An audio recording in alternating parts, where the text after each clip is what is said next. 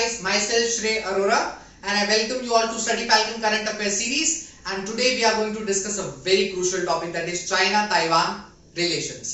ये टॉपिक बहुत ज्यादा इंपॉर्टेंट हो जाता है because of the recent visit of US speaker, that is Nancy Pelosi in Taiwan.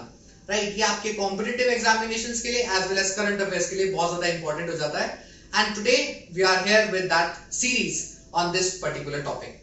सो आज हम डिस्कस करने वाले हैं background of China Taiwan relations के बारे में. आज हम डिस्कस करेंगे रोल ऑफ यूएसए एंड हम डिस्कस करेंगे why Taiwan is so important for China, and in the last we will also discuss India's policy towards Taiwan. So ये चारों टॉपिक को बहुत इजी वे में हम डिस्कस करेंगे ताकि सभी को ये टॉपिक्स क्लियर हो जाए. राइट, सबसे पहले बात करते हैं चाइना से. China always follows one China policy. Now what is this one China policy? China कहता है कि Taiwan is an inseparable part of China. तो चाइना ऑलवेज क्लेम्स कि ताइवान जो है इनसेपरेबल पार्ट है from China. But he also says कि कोई नेशन अगर ताइवान के साथ इंडिविजुअल डिप्लोमेटिक रिलेशंस बनाएगा तो चाइना जो है उस पर्टिकुलर कंट्री के साथ अपने डिप्लोमेटिक रिलेशंस का बॉयकॉट कर देगा या अपने या उनके साथ कोई भी डिप्लोमेटिक रिलेशंस नहीं रखेगा. सो देयर आर ओनली 12 या 13 ऐसी कंट्रीज हैं जिन्होंने ताइवान के साथ इंडिविजुअल रिलेशंस बना रखे हैं. Other countries have not at all given any permanent और diplomatic relation like so sort of कोई भी तरीके का डिप्लोमेटिक रिलेशन ताइवान के साथ नहीं बनाया. सिर्फ 12-13 कंट्रीज को छोड़ दिया जाए और चाइना ने उन 12-13 कंट्रीज को क्या कर दिया गया? बॉयकॉट कर दिया गया. उनके साथ कोई भी किसी भी तरीके का डिप्लोमेटिक रिलेशन चाइना नहीं रखता. अब बात करी जाए यूएसए की, तो यूएसए ने 1979 से लेकर अब तक चाइना की वन चाइना पॉलिसी को एज इट इज माना हुआ है. They have not given anywhere official status to Taiwan. Taiwan के साथ कोई भी ऑफिशियल डिप्लोमेटिक रिलेशंस नहीं है. बट साइमल्टेनियसली अगर देखा जाए तो यूएसए जो है is the biggest weapon supplier to Taiwan. Right, so Taiwan को एक स्ट्रेंथ प्रोवाइड करने का काम यूएसए करता है. एंड रीसेंट विजिट जो नैन्सी पेलोसी की हुई है उसके बाद सिचुएशन इतनी वर्स्ट हो गई है कि चाइना और ताइवान के बीच में वॉर लाइक सिचुएशंस सामने आ गए हैं. आई थिंक आप सभी को पता होगा that there is an ADIZ zone. Now what is this ADIZ zone? ADIZ stands for Air Defense Identification Zone. हर एक नेशन की अपनी एक एयर डिफेंस आइडेंटिफिकेशन जोन होती है जिसमें अगर कोई बाहर का कोई और नेबरिंग कंट्री से अगर कोई एयरक्राफ्ट या कोई मिलिट्री एक्सरसाइजेस कंडक्ट कराता है उस पर्टिकुलर जोन में, तो they have to intimate the other nation. Right, अगर वो इंटीमेट नहीं करता तो this nation can actually attack that particular aircraft और that military exercise and consider it as a war. And ऐसी ही सिचुएशन चाइना ने पिछले 4 सालों में 2016 से लेकर और 2020 तक ये एयर डिफेंस आइडेंटिफिकेशन जोन में 1765 यस 1765 एयरक्राफ्ट्स जो है air defence zone of Taiwan straight में चाइना की तरफ से कई बार उड़ाए गए और मिलिट्री एक्सरसाइजेस को ताइवान स्ट्रेट में कराया गया, जो कि एक इंडिकेशन था ताइवान को सुप्रेस करने का. और जब यूएसए की विजिट हुई, दैट इज नैन्सी पेलोसी की जब विजिट चल रही थी यूएसए में ताइवान में, जब यूएसए स्पीकर नैन्सी पेलोसी की विजिट थी ताइवान में, तब भी ये मिलिट्री एक्सरसाइजेस चल रही थी और एक वॉर लाइक सिचुएशंस को क्रिएट करने का एक बहुत ज्यादा हाथ जो था चाइना का रहा. चाइना आप सभी को पता है कितना ज्यादा डोमिनेटिंग कंट्री है. चाइना इवन अरुणाचल प्रदेश को भी क्लेम करता है कि वो इंडिया का, वो चाइना का पार्ट है. Even Aksai Chin has also been taken over by China. तो China is a very dominant country और wants and is a country which wants everything. And Taiwan में उनकी क्या ऐसी दिलचस्पी है उसके बारे में डिस्कस करते हैं. That why Taiwan is so important for China. Taiwan एक ऐसा नेशन है जो 1/5 of its export, I am telling world का 1/5 export of semiconductor. Yes, 1/5 of the world semiconductor जितना भी बनता है, जिसमें इंटीग्रेटेड सर्किट्स, एडवांस चिप्स, जितनी भी वर्ल्ड वाइड बनती है उसका 1/5 of the export comes from Taiwan. तो ताइवान में TSMC है। What is TSMC? TSMC stands for Taiwan semiconductor manufacturing corporation, जो वर्ल्ड की अराउंड 40% ऑफ द एक्सपोर्ट करती है सेमीकंडक्टर आईसी एडवांस चिप्स। आपको पता है चाइना जो है जितना पैसा ऑयल इंपोर्ट करने में करता है उतना ही पैसा China in semiconductor IC advance chips को इंपोर्ट करने के लिए यूज करता है। यानी कि अगर ताइवान चाइना का पार्ट बन जाए तो उसका इंपोर्ट जो है वो कितना बचेगा, and it will be actually a super power. It can compete with USA in that terms because USA itself has to import semiconductor from Taiwan because Taiwan is the most leading exporter of semiconductor IC and advanced chips। आपको पता होगा कि Taiwan जो है इतनी बड़ी बड़ी companies को semiconductor IC advance chips supply करता है, like Sony, Apple, Nvidia, all those companies, prominent companies को ताइवान की तरफ से सप्लाई करा जाता है सेमीकंडक्टर चिप्स, एडवांस चिप्स, और ये सब चीजें सप्लाई करी जाती है ताइवान को। सो अगर ताइवान चाइना का पार्ट बन जाए, so China will become a superpower and China will have the monopoly of semiconductor IC and advanced chips, and somehow because आजकल सब चीजें टेक्नोलॉजी पे चल रही हैं, I could say eventually that China जो है वो एक सुपर पावर बनकर आ जाएगा if Taiwan gets under the control of China। so ये भी एक रीजन है चाइना का कि ताइवान को वो अपने साथ लाना चाहता है। पर इसी बैकड्रॉप में अगर यूएसए की बात करी जाए तो यूएसए ने अभी तक ऑफिशियली अपना स्टेटस इस पर नहीं दिया कि they are against the one China policy, because अभी 1979 से लेकर अब तक USA is being following the particular that is one China policy को यूएसए फॉलो कर रहा है। बट इसकी शुरुआत जो थी डोनाल्ड ट्रंप के टाइम से हुई कि डोनाल्ड ट्रंप ने सबसे पहले ताइवान के जो प्रेसिडेंट थे 2016 में, जो ताइवान के बहुत ही प्रोमिनेंट प्रेसिडेंट जो बिल्कुल अपने फॉर्मर मिस्टर डेमोक्रेसी जिन्हें बोला जाता था, दैट वाज ली सेंग हुई जैसे जो प्रेसिडेंट की जो विचारधारा थी उससे मिलते जुलते आफ्टर अ डिकेड और सो जो नए प्रेसिडेंट आए हैं that is Sai Ing Wen.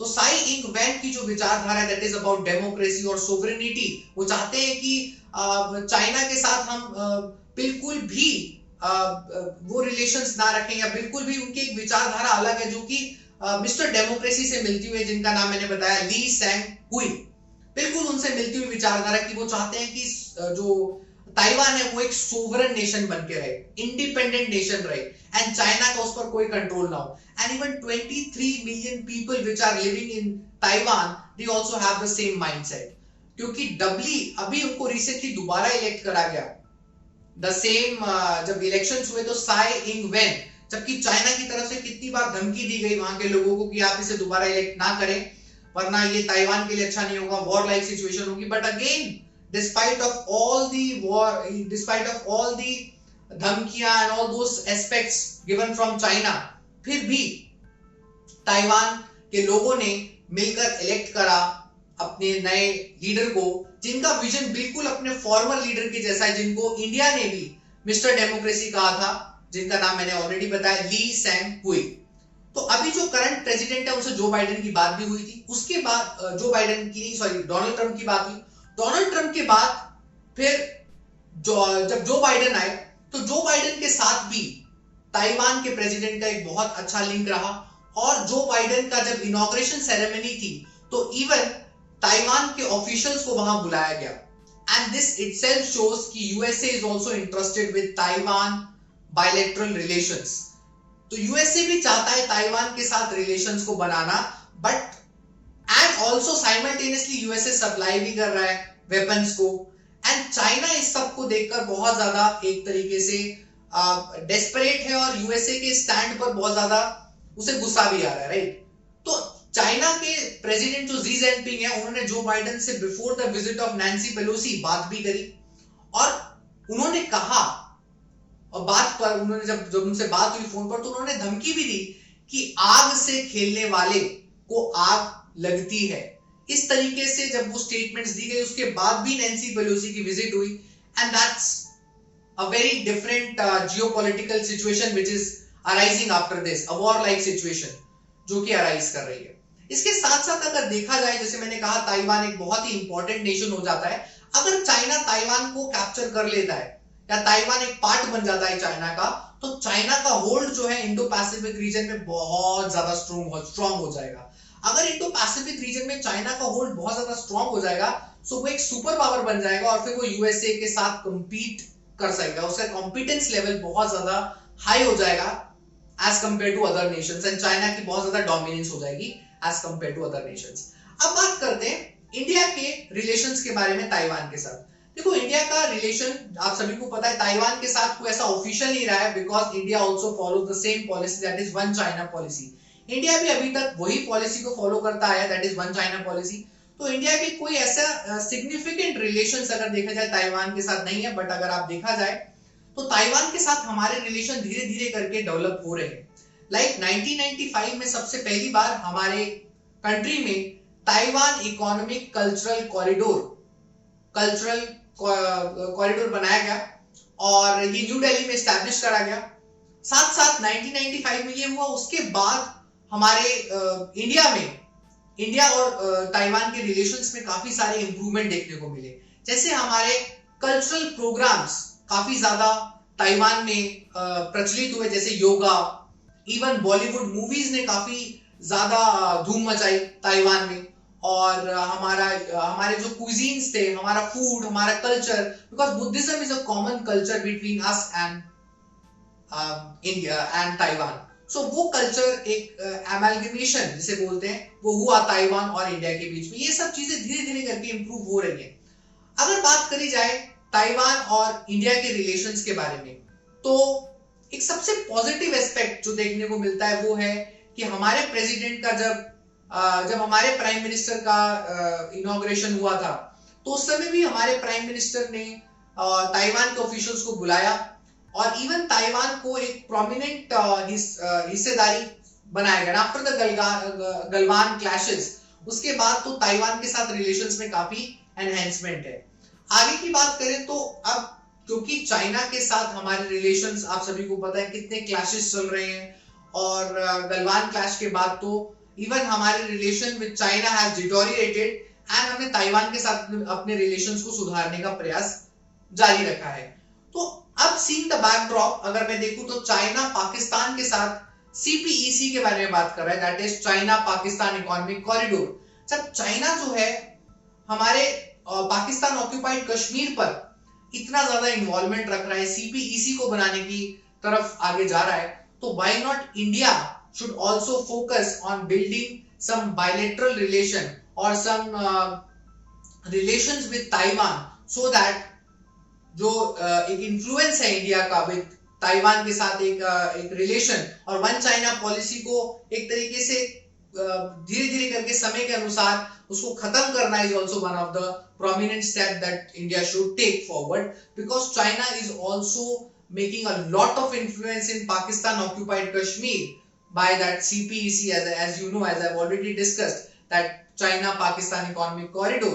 So इस बैकड्रॉप में इंडिया को भी एक स्टेप लेना चाहिए कि इंडिया ताइवान के साथ एक रिलेशन बनाए और उस रिलेशंस को आगे डेवलप करे, और वन चाइना पॉलिसी का एक तरीके से धीरे धीरे करके, it will not happen drastically, but धीरे धीरे कर उसे एक तरीके से हॉल्ट करे, और फिर चाइना के साथ जो रिलेशंस हैं और जो ट्रेडिंग जो रिलेशंस है उसको भी धीरे धीरे कर रिड्यूस करा जाए, और bilateral relations with Taiwan should increase.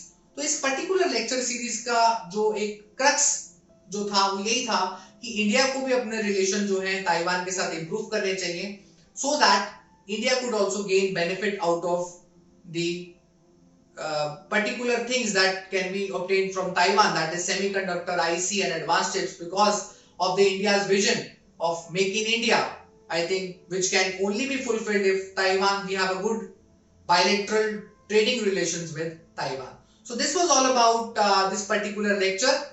So stay tuned with Study Falcon for more such videos. If you like this initiative, please like, subscribe and comment. Thank you so much.